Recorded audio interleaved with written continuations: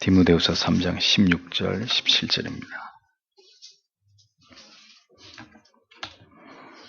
같이 읽겠습니다. 모든 성경은 하나님의 감동으로 된 것으로 교훈과 책망과 바르게 함과 의로 교육하기에 유익하니 이는 하나님의 사람으로 온전케 하며 모든 선한 일을 행하기에 온전케 하려 함이니라.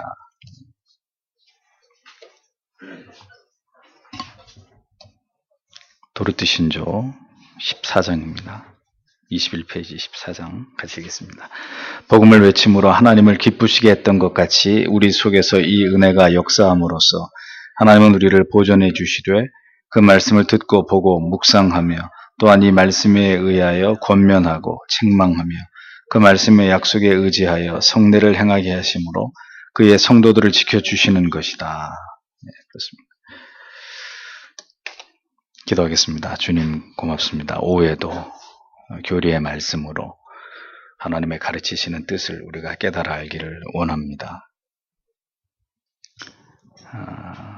지식이 더해갈수록 하나님이 우리에게 요구하시는 바도 더 많아진다는 것을 우리가 분명히 알고 하나님께 은혜를 구하며 도우심을 구하며 더 하나님 우리의 삶이 하나님의 기뻐하시는 뜻과 일치되어 가는 일에 우리가 더 하나님 주의를 기울이고 우리의 믿음이 더 온전한 것을 향해 나아가도록 하나님 그렇게 방심하지 않는 우리의 믿음이 되기를 원합니다. 하나님께서 부디 하나님 우리를 바른 길로 이끌어 주시고 그것이 우리의 믿음이 되어지고 우리의 주님을 닮아가는 아름다운 인격이 되게 하시며 우리의 삶에서 아름다운 그리스도의 향기가 나타나는 그리고 아름다운 성령의 열매들이 결실되는 그런 삶으로 드러나도록 하나님을 영원롭게 하는 저희들이 되도록 하나님 도와주시옵소서. 부디 우리가 말로만 마지막 때이고 깨어 있어야 된다는 그것은 공허한 어떤 표어가 되지 않게 하여 주셔서 우리가 실제로 하나님 앞에 시대를 분별하여 깨어 있고자 하는 그런 삶으로 하나님 앞에 서는 저희들이 되도록 하나님 도와주시옵소서. 이 말씀이 오늘도 깊이 우리의 폐부를 찌르고 수술하며 또 우리를 새롭게 우리에게 새로운 결단을 이끌어내는 그런 말씀이 되도록 역사해 주시기를 원하오며 예수님 이름으로 기도합니다. 아멘. 복음을 듣게 하시는 최초의 사역을 통해서 하나님께서는 택하신 백성을 중생케 하시고 회심에 이르도록 인도하십니다. 이로써 하나님의 은혜의 방편이 신자에게 미치기 시작하는 것이죠. 하나님께서는 성도에게 은혜를 베푸심에 있어서 무분별하게 우리가 하나님께서 주시는 은혜가 아닌 것도 은혜라고 여기지 않도록 하시기 위해서 어떤 것이 은혜의 방편이 되는지를 우리에게 분명하게 알려주셨습니다. 신조는 그 견인의 방편이라고 하는 것이 바로 말씀과 성례라고 고백하고 있습니다. 하나님께서 이 방편들을 통해서 영혼이 더 성장하도록 은혜를 베푸시는데 우리의 믿음이 더 견고해지고 성화를 이루어가는 데 있어서 이것은 결정적인 도움을 주는 수단이 된다는 거죠. 아이가 태어나서 이제 건강하게 잘 자라기 위해서는 엄마를 통해서 사랑과 정성으로 만들어진 지속적인 양질의 영양분을 공급받아야 됩니다. 엄마의 젖에서부터 시작해서 이유식, 나아가서 모든 음식들을 영양의 균형을 맞춰서 잘 이렇게 공급이 되어서 그래서 아이가 정상적으로 잘 발육을 하면서 성장해 나가야 되는 것처럼 새롭게 태어난 그리스도인들 또한 정미하신 이 하나님의 말씀을 통해서 그리고 때를 따라 베풀어지는 성례를 통해서 그것의 은혜의 어떤 그 통로 삼아 그렇게 성장하게 되는 이런 일들이 일어나야 된다는 거죠.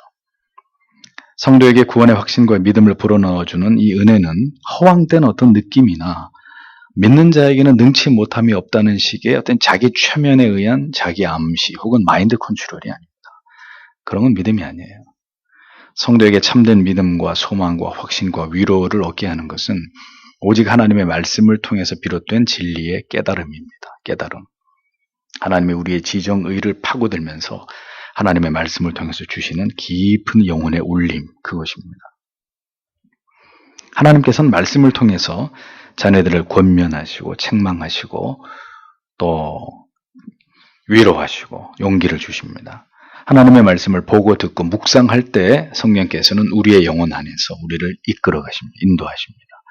그러므로 신자는 자신의 영혼을 진리로 참된 믿음으로 구원에 대한 흔들림이 없는 확신 가운데로 인도하시는 이 하나님의 말씀을 반드시 듣고 보고 묵상하는 일을 영혼의 양식으로 생각하고 결코 이러한 방법으로 하나님을 접하는 일을 게을리하는 자가 되어서는 안 되는 거예요. 그러니까 이것을 게을리하는 사람은 모든 곡기를 끊고 식음을 전폐하고 죽기로 각오한 사람하고 똑같은 영적 자살행위다. 이거죠. 이런 얘기는 수도 없이 여러분들에게 드렸습니다. 몰라서 안 하는 거 아닐 거예요. 하나님께서 세우신 설교자인 목사를 통해서 하나님의 말씀을 들음으로, 때로는 권면으로, 때로는 책망으로 성도의 영혼은 그것을 통해서 성장하고 그 믿음이 견고해지는 것입니다. 하나님의 말씀이 성도의 영혼을 견인하시는 강력한 수단임을 마귀가 그것을 알기 때문에 언제나 사탄은 이 말씀을 듣고 보고 묵상하는, 그리고 그렇게 해서 그 의미를 파악하는 일에 있어서 가장 극렬한 회방과 방해를 획책하는 존재가 사탄입니다. 성경을 볼 시간을 전혀 허용하지 않고 성경을 보더라도 그 의미를 도무지 이해할 수 없도록 지성과 마음을 혼란하게 만들고 설교를 들을 때 언제나 다른 생각에 몰두하게 해서 정신을 다른 데 분산시켜버리고 혹 설교의 어떤 내용 때문에 시험에 든다든지 혹은 마음을 닫아 잠그게 만들어가지고 그 영혼이 뒤로 물러가게 만드는 그런 일들을 마귀가 하는 것입니다.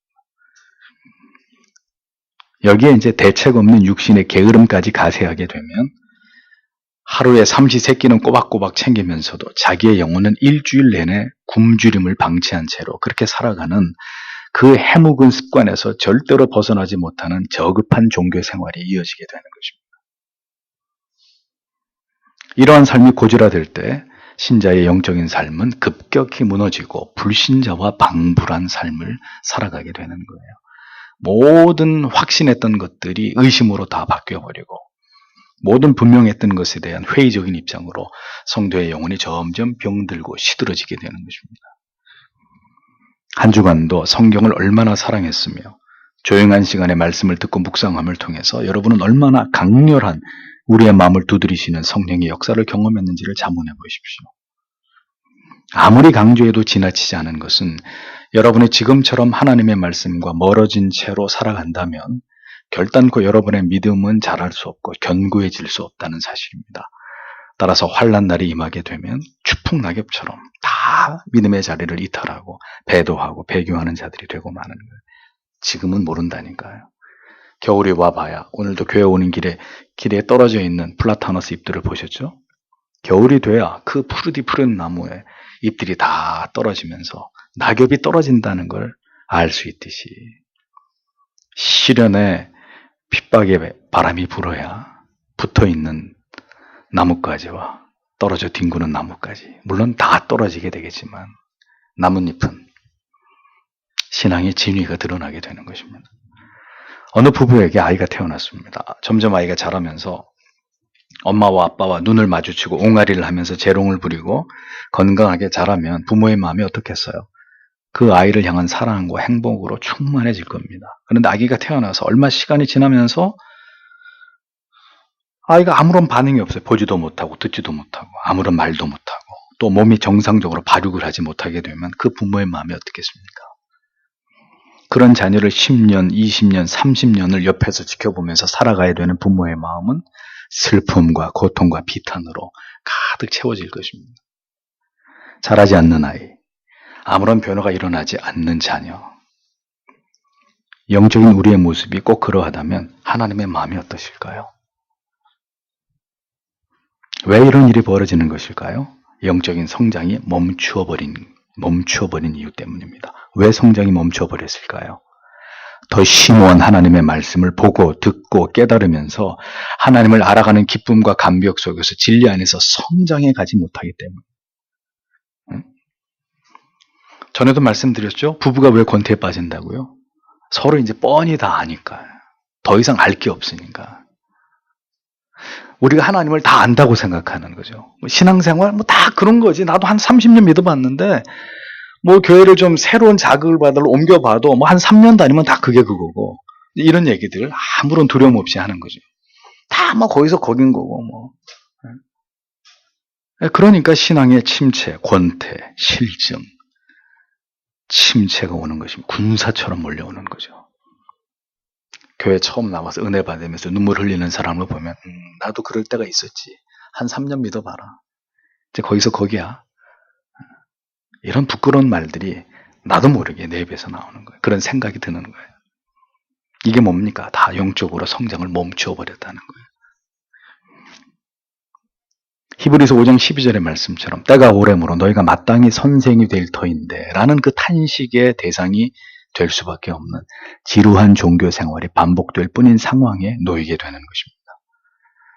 말씀을 듣고 보고 묵상하는 자는 그 진리 안에서 더 풍성한 은혜를 맛보게 되어 있습니다. 그러니까 그런 거예요. 제가 운동을 해보니까 운동을 자꾸 하면 할수록 내 몸이 물론 이제 처음엔 안 하던 이 저질 체력을 가지고 운동을 시작하려니까 막 삭신이 다 쑤시고 그냥 뭐 이걸 왜 이런 걸 하고 있나 이런 생각이 들 때가 있어요. 그 위기의 순간이 있어요. 그래서 많은 사람들이 포기해요. 몇 달을 끊어놓고 며칠 몇 주 나가고 다 때려쳐요 그냥. 삭신이 쑤시니까. 근데 그 위기를 지나가면 어떻게 돼요? 몸이 건강해지고 가벼워지고 몸에 변화가 일어난다는 걸, 좋은 반응이 일어난다는 걸 하니까 이제 운동을 해라 해서 하는 게 아니라 자기가 스스로 하게 되는 거잖아요. 그러니까 꼭 그렇단 말이죠. 영적인 원리도 마찬가지예요. 하나님의 말씀을 읽고 듣고 묵상하고 그러한 경건의 시간을 통해서 뭔가를 하나님과의 교통함 속에서 느끼고 경험하고 깨닫고 그래서 하나님을 더 사랑하게 되고 진리에 사로잡히게 되고 거기서 힘과 능력을 공급받게 되면은 하지 말라고 해도 더 거기에 빠져들게 되고 또 빠져들수록 그 사람은 더 영혼이 건강해지고 총명해지고 그럼 무한한 진보가 일어나는 거예요. 아브라함처럼. 그렇게 아주 주도면밀하고 용이 주도한 사람이 되는 거예요. 그렇게 허점이 많고 연약한 투성이었던 사람들이 사사기를 보세요. 하나님이 그렇게 붙들어서 사사로 세울 때 그 모든 약점들이 오히려 강점으로 바뀌면서 하나님이 그런 약자들을 들어가지고 이스라엘을 다스리는 그 어마어마한 전투에 전부 다 선봉에 세워가지고 하나님이 이스라엘을 다시 건져내는 도구를 삼지 않습니까?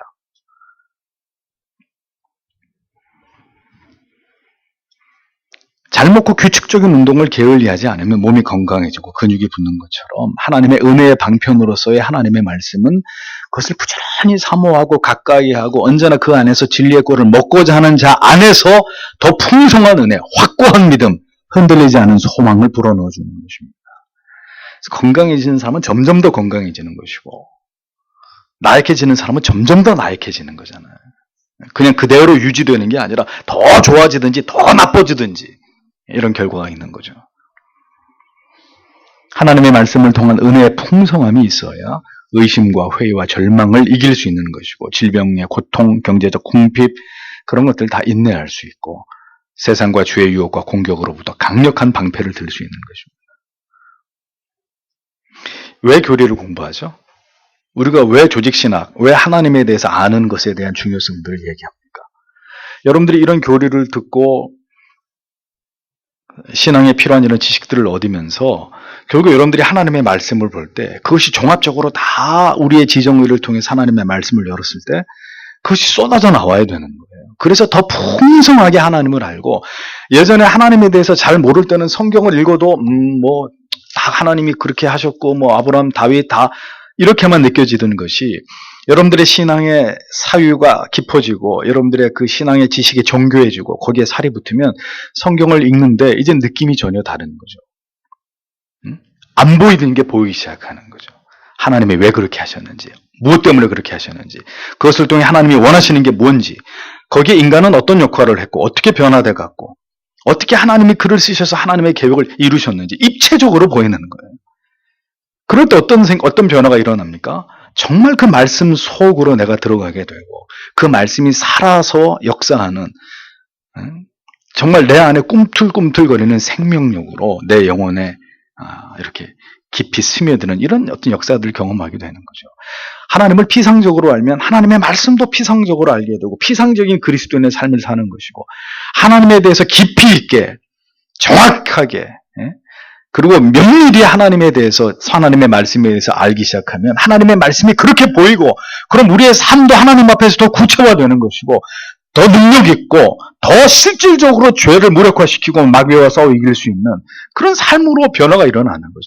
그래서 늘 여러분들에게 드리는 말씀이 뭡니까? 흐리멍텅하게 예수 믿지 말란 말이에요. 흐리멍텅하게. 아는 것도 아니고 모르는 것도 아니고 뭘 좀 하다가 안 되면 그냥 집어쳐버리고 뭘 공부하다 책을 보시다가 뭐 몇 장 안 넘겨서 그냥 또 포기하고 다시 옛날의 삶으로 돌아가고 무슨 발전이 있습니까? 아무런 능력 없어요. 그런 삶에는 절대 성화 일어나지 않아요. 그렇게 게으르고 나태하는 것에 대해서는 하나님도 거기에 대해서는 더 이상 그를 어떻게 하시지 않는 거예요. 방법은 딱 하나 있죠. 죽기까지 힘들게 하면 돼요. 하나님이. 죽음 직전까지 끌고 내려가서 너 이래도 그렇게 살 거야? 이래도 나를 찾지 않을 거야? 이래도 말씀 보지 않고 기도 안 할 거야? 거기까지 끌고 내려가면 그때는 살아야 되니까 하나님 살려주십시오 하면서 두 손 싹싹 빌면서 그렇게 될 수 있겠죠. 얼마나 처참해지는 거예요. 우리 인생이. 그러니까 그렇게까지 가는 건 가장 막차 타는 거예요. 영적인 막차를 타는 거예요. 그렇게 돼서는 안 된단 말입니다. 왜 자꾸 무너지시는지 아직 이유를 모르시겠습니까? 여러분의 영혼이 지금 무장해제되어 있기 때문입니다.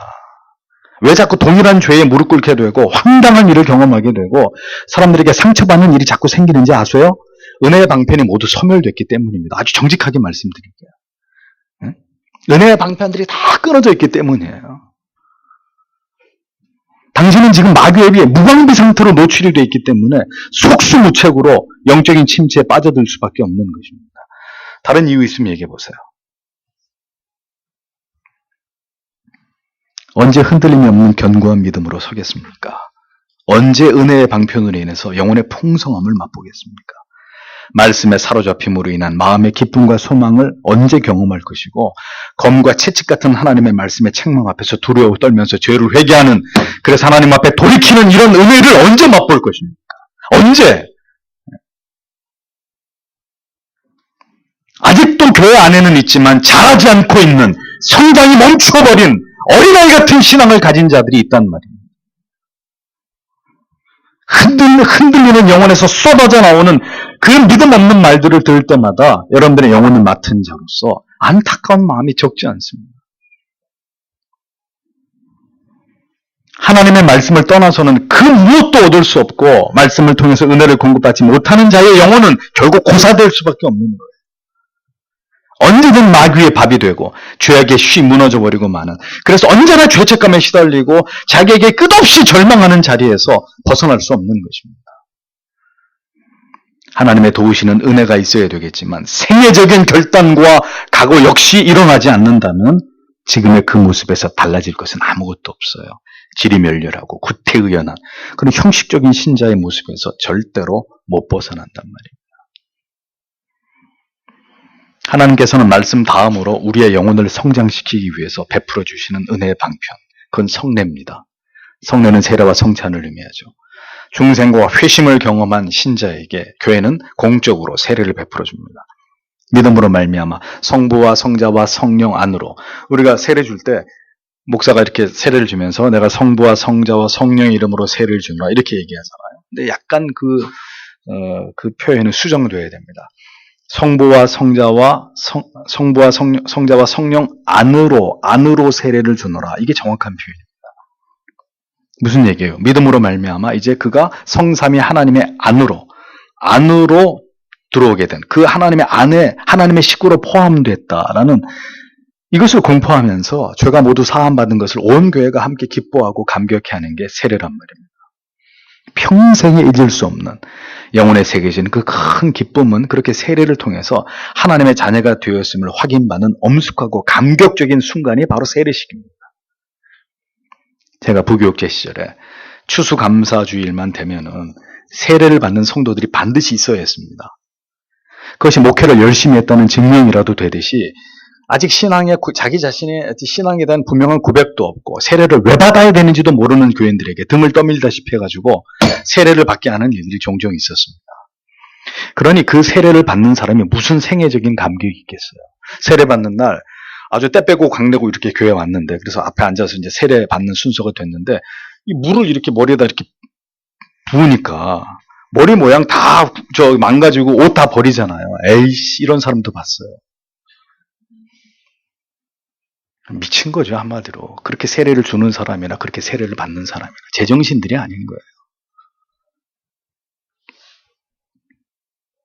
그러니 그렇게 세례 받으니까 어떻게 돼요? 얼마 안 있다가 무슨 일이 생기면 교회 떠나는 거예요. 아무렇지도 않게.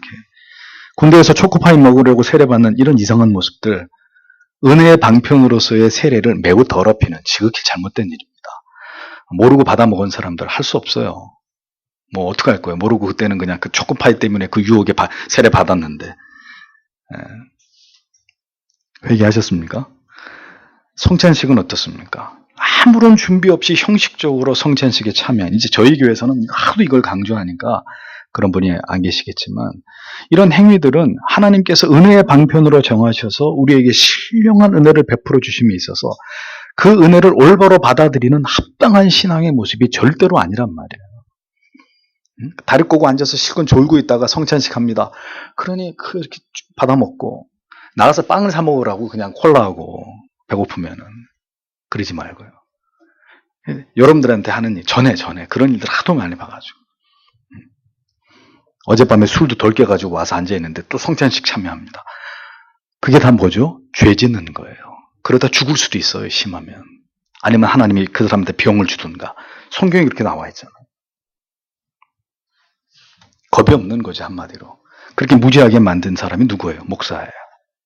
목사들이 그렇게 안 가르치니까 그렇게 해도 되나 보다 생각하고, 그러니 거기에서 무슨 그것이 은혜의 방편이 되어서 그의 영혼을 살찌우는 은혜가 그것을 수단으로 말미암아 그에게 부어지겠습니까? 그런 일이 일어나겠습니까? 미신이에요. 그렇게 믿는다면 그건 미신이라고요. 이렇게 은혜의 방편을 통해서 은혜를 받는 일에 소홀해지고 하나님의 베푸시는 은혜를 영혼 가운데 누리지 못할 때 영혼은 어떻게 된다고요? 급격히 쇠락하고 세상이 무너지고 패배하는 무기력한 삶을 살아갈 수밖에 없는 것입니다. 그러므로 세례의 영적인 의미와 그리고 성찬의 소중함을 신자는 올바로 깨닫고 인지해야 되고, 이 은혜 주심의 방편들을 사모하고 소중하게 여기지 않는다면 신앙은 식어지고 믿음은 뒷걸음질 치는 그런 일들이 자연스럽게 따라올 수밖에 없는 거예요. 말씀과 성례는 성도들의 구원을 확증하도록 도우시는 견인의 분명한 방편입니다. 그런데도 교회가 이 말씀과 성례만으로 충만한 은혜를 누리지 못하는 이유는 무엇 때문일까요? 말씀을 통해서든 성례를 통해서든 하나님의 은혜가 공급되는 것은 분명한 성령의 역사하심이 있을 때 가능한 일이잖아요. 그런데 말씀을 통해서든 성례를 통해서든 하나님이 공급하시는 은혜가 소멸되어 버렸어요. 그럼 어떤 일들이 일어날까요? 여러분들이, 성도님들이 교회에 와서 은혜를 받아야 되는데 성령의 어떤 그 성령의 역사하심이 소멸된 교회, 그럼 뭐 어떻게 해야 될까요? 어떻게? 당연히 아무런 은혜도 없고 은혜를 받기 위한 아무런 준비도 없는 지극히 형식적이고 무미건조한 종교 생활이 지속되니까 교회는 어떻게 하겠어요? 그렇게 신앙의 동력을 잃어버린 교회가 취할 수 있는 방법은 뭡니까? 성령의 은혜를 대체할 만한 다른 것을 찾게 돼 있는데, 여기서 바로 은혜의 방편이 아닌 다른 것들을 추구하고 그것을 내어 달리는 일들이 급기야 교회 안에서 벌어지는 거예요. 그래서 어떻게 돼요? 은사에 매달리고 체험에 매달리고 어떤 프로그램 만들어내서 그걸 돌려가지고 인위적인 감동을 만들어내고, 성령, 그것이 성령이 주는 은혜라고, 그 인위적인 은혜를 성령의 은혜를 인위적인 저급한 은혜로 대체하려는 이런 시도들이 교회에서 일어나는 것입니다. 그러니까 오후 예배까지 성도님들 남겨놔야 되니까 오후 예배는 대충 한 10분 만에 끝내고 요리 대회 같은 거 하는 거고, 찬송가 경연 대회, 뭐 무슨 놈의 대회가 그렇게 많은지 그렇게 하는 거예요. 재밌잖아요. 다양한 행사, 이벤트가 끊이지 않고 항상 뭘 해서 사람들을 즐겁게 하고 감동을 주고 위로를 얻게 할 만한 것들을 교회가 끊임없이 고안해내야 되는 이런 어처구니 없는 문제에 직면하게 되는 거죠. 그래서 여러분, 은혜의 방편을 잃어버린 교회일수록 뭐가 많아질까요? 행사가 많아지는 거예요. 행사. 말씀과 성례를 통해서 영혼의 충만한 은혜의 꼴을 먹는 성도에게는 그 어떤 것도 필요하지 않습니다. 그러나 성령의 은혜가 존재하지 않는 교회에서는 언제나 인본주의적이고 세속적이고 그런 오락과 즐거움이 언제나 그것을 대신하게 되는 일들이 끊이지 않는 거예요. 그러니까 교회가 어떤 면에 발달하겠어요? 보여주는 거, 들려주는 거, 느끼게 해주는 거, 이런 쪽으로, 이런 말초적인 감각을 키우는 것으로 자꾸 교회가 발전하는 거예요. 그러니까 오케스트라가 필요하고, 성악 전공한 사람을 돈봉투 줘가면서 주일날 이렇게 성가대에 세우고, 예? 또 뮤지컬을 잘하는 뮤지컬 불러오고, 또 잘 나가는 연예인 간증자 데려오고, 계속 이런 이벤트를 해야 되는 거죠. 성령을 잃어버린 이 시대 교회들은 그렇게 자꾸 감각적인 것으로 치우칩니다. CCM 사역자, 요즘 전도사님들 교회에서 사역하려면 필요한 게 몇 가지 있어요. 그 중에 하나가 운전면허는 필수고, 일종 보통 운전면허는 필수고, 그 다음에 찬양 잘 부르는, 기타 잘 치고 찬양 잘하는 사람, 그리고 잘생겨야 돼. 이런 것들이 그 전도사로 사역하려면 아주 필수적인, 내가 그걸 어떻게 알아요? 전도사님들이 나한테 얘기를 하니까 알지. 이런 것들이 안 갖춰져 있으면 뽑지도 않아요. 명함도 못 내밀어요. 이게 다 교회가 망해가는 증거예요. 설교가 주가 되는 게 아니라 자꾸 찬양이 주가 되고, 설교는 사람의 감성, 눈물샘을 자극하고 저급한 웃음을 파는 이런 내용이 주를 이루고, 그렇게 되는 것입니다. 은혜의 방편 다 잃어버렸기 때문에. 목이 마르다고 해서 바닷물을 마시면 어떻게 되죠? 결국 죽습니다. 타는 듯한 목마름 때문에. 하나님이 베풀어 주시는 은혜의 방편을 소홀히 여기거나 그것이 아닌 것으로부터 은혜를 구하는 일은 결국 그 영혼을 스스로 죽이는, 자기 영혼을 스스로 고사시키는 결과를 가져오는 것입니다. 왜 강팍해집니까? 왜 어느 순간에 더 이상 진리가 귀에 들어오지 않습니까? 왜 신앙이 무미건조해지고 아무런 은혜와 감동을 얻지 못하는 것일까요? 은혜의 방편이 모두 차단되어 있기 때문에. 하나님께서는 택하신 자녀들의 영혼을 돌보시는 아버지이십니다. 하나님께서는 이 은혜의 방편을 통해서 자녀들의 영혼을 견고하게 붙들어 가시는 분입니다. 그 은혜의 방편으로 영혼을 고치기도 하고, 새롭게 하기도 하고, 회개케 하기도 하고, 힘을 불어넣어 주기도 하고, 견디게 하기도 하시는 그런 하나님이십니다. 구원으로 인도하시는 그 궁극의 견인의 사역을 보존하시고, 오늘 교리처럼 보존하시고 지속시키고 마침내 완성하시는 하나님이시다라는 거죠. 그렇게 중요한 견인의 수단을 만약에 여러분이 소홀히 여기시고 하나님을 바르게 신앙해서 올바른 인생을 살아가기를, 소홀히, 이런 견인의 수단을 만일 여러분들이 소홀히 여기고도 하나님을 바르게 신앙하고 올바른 인생을 살아가기를 원한다면 그것은 어불성설이 되는 거예요. 지금의 세상을 보십시오. 혼란과 혼돈과 죄악이 창궐한 때입니다. 조금만 마음을 놔버려도, 한눈을 팔아도 우리의 영혼은 심각하게 미끄러져 버리는 그런 세상입니다. 누군가 그런 얘기를 했어. 청교도 이름이 지금 확실히 기억이 안 나는데, 신앙의 자리는 가장 미끄러운 자리다. 꼭 빙벽과 같은 그런 자리다라는 얘기를 했습니다. 그게 무슨 뜻일까요? 굉장히 미끄러워요. 그래서 아이젠을 신고 어떻게 해서라도 자꾸 이렇게 그걸 파고 들어가면서 이렇게 위로 올라가지 않으면은 그 추운데 빙벽에 이렇게 매달려 있다가는 어떻게 돼요? 죽는 거예요. 결국은 얼어 죽든지 아니면 미끄러져서 죽든지. 신앙의 자리를 그런 자리라고 얘기했어요. 악조건 속에서 그 눈보라가 몰아치지만 그 빙벽을 죽을 힘을 다해서 올라가야지. 오늘보다 내일 조금 더 올라가고, 내일보다 모레 더, 내년은 더, 이렇게 점점 위로 올라가려고 해야지. 그 자리에서 난 더 이상 못 가 하고 있다가는 죽는 거예요. 떨어져서 죽든 얼어 죽든. 어떻게 살아가려고 하십니까? 어떻게 신자의 삶을 감당하시려고 합니까? 하나님이 붙드시는 은혜 없이, 그 은혜에 사로잡힘 없이 어떻게, 뭘 위해서 우리가 살아갈 수 있다고 생각하십니까? 부디 성도 여러분, 성경은 우리에게 말씀합니다. 모든 환난 가운데 있는, 또 환난으로 들어가고 있는 성도를 향해서 성경이 일률적으로 하는 얘기가 있어요. 그게 뭐죠? 여호와를 찾으라. 그것입니다. 여호와를 찾으라. 지금은 여호와를 찾아야 될 때다. 공통적인 환난을 앞두고 있는 성도들에게, 또 환난 속으로 들어가고 있는 성도들에게 하나님은 선지자의 입을 통해서 말씀하셨습니다. 하나님을 찾으세요. 은혜의 방편들로부터 결코 떨어지지 말고, 그래 청년들한테 얘기하는 거예요. 수요일날 금요일날 학교 가고 직장 때 못 올 수 있어요. 가능하면 와야 되는데 못 올 수 있단 말이에요. 그럼 어떻게 해야 돼요? 등하교하는 출퇴근하는 시간에 들으란 말이죠. 얼마나 좋은 세상이에요. 옛날에는 목사님들 설교하면 끝이었어요. 두 번 다시 들을 수가 없었어요. 지금은 얼마든지 들을 수 있잖아요. 왜 안 들으시는 거예요? 밥숟갈 놓겠다는 거 아니에요. 굶어 죽겠다는 거 아니에요.